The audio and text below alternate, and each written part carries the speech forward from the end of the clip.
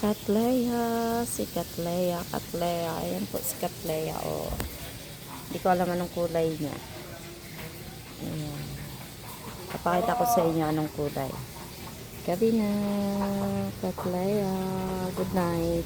Hello guys. So ngayon ipapakita ko yung lumabas na yung ano ng bulaklak ng Cattleya. Parang kulang na lang siya bubuka guys. Ipakita ko sa inyo kasi doon sa una kong video yung ano pa lang siya, yung hindi pa siya lumabas sa pinakabutong niya. So ngayon pakita natin dahil ano umabot ata kulang-kulang isang buwan bago siya ano lumabas doon sa pinagtataguan niya. Tara tingnan natin. Tingnan natin. Tingnan natin. May music pa. Yan. Kanina, diniligan ko siya. Yan guys. Yeah! Violet! Dito kasi yung una, yung hindi pa ito lumabas. Ito pa yun. Dito talaga sila lalabas. Ayan also. Siguro matamis siya, may mga langgam. Si Cattleya, kulay violet. Si Cattleya. Kaya lang nasira yung kanyang dahon.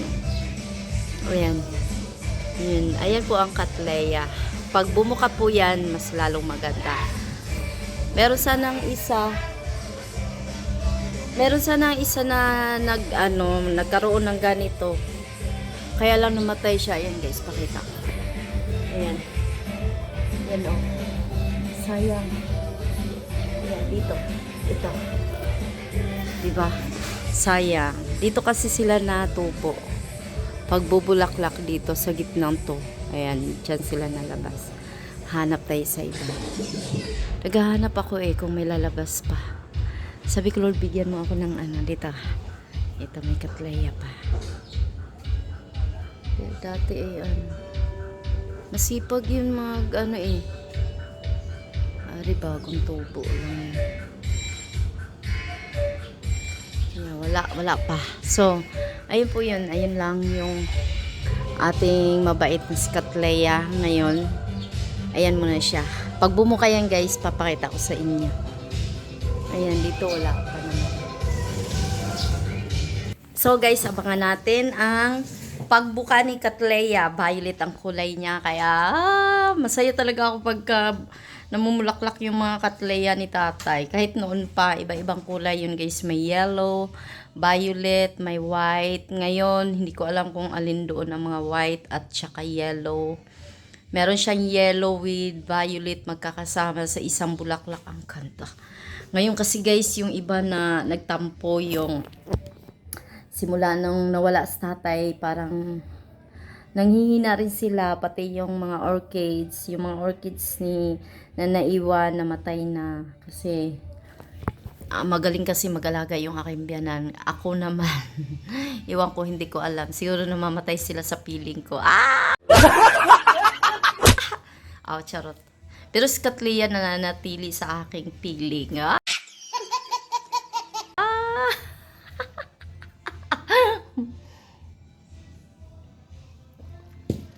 Nananatili si Cattleya kasi best friend kami ni Cattleya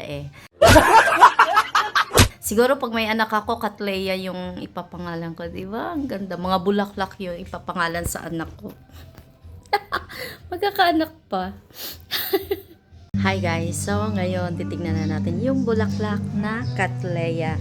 Tingnan natin guys kasi bumuka na siya. Ipapakita ko sa inyo yung tunay niyang kulay. So tara, samahan ninyo ako sa aking Cattleya. Yan, kaya lang may music ngayon. Siguro voice over ko na lang to. Yan, look. Tingnan mo siya kanina. Wow! Ayan na po siya guys. So, white color. Ayan, hindi pala siya yung yellow na may violet. Shoutout kay tatay. Oh, ang ganda. Ayan po yung pinakapuno niya. Oh, shoutout sa mga plantita dyan. Oh, ito na yung ating Cattleya na puti. So, sana meron pang sumunod dito. Kasi ang ganda. Ipakita ko din guys yung aking basil. Ayan, yung ating basil. Binili ko lang siya. Ito, isang ganyan lang. So, ngayon dumami. Ang bango nito guys. Yan, shoutout kay kuya yung nagtitinda nito sa Sampaloc. Ang bango nito guys. Ito yung dulo. Pwede ko na itong pitasin para dudurugin. Kunin ko na para. Kunin na natin. Then, patutuyuin ko. Then, pag natuyo na, saka natin ipipinuhin. Ayan. Sobrang bango. Ito po yung nilalagay ko sa pag ako'y nag carbonara. Pwede rin siya sa spaghetti para bumango. Kung sino may gusto. Ayan. Agoy. Kung saan to eh. Ayan. So, meron tayo. Meron na siya. Ito pwede siguro natin ilipat to. Yung mga seeds niya. Ayan. Para ilipat natin sa ibang pot. So, ayan. Maraming salamat sa lahat ng mga nanonood sa ating munting channel. Maraming salamat guys. So, ating mag-outro na ako. Thank you sa inyong lahat. Ito pa yung ibang katleya pero wala pa siyang boom. So, maraming salamat sa inyong lahat. Bye-bye at maingay sa labas. God bless po. Ingat. Bye!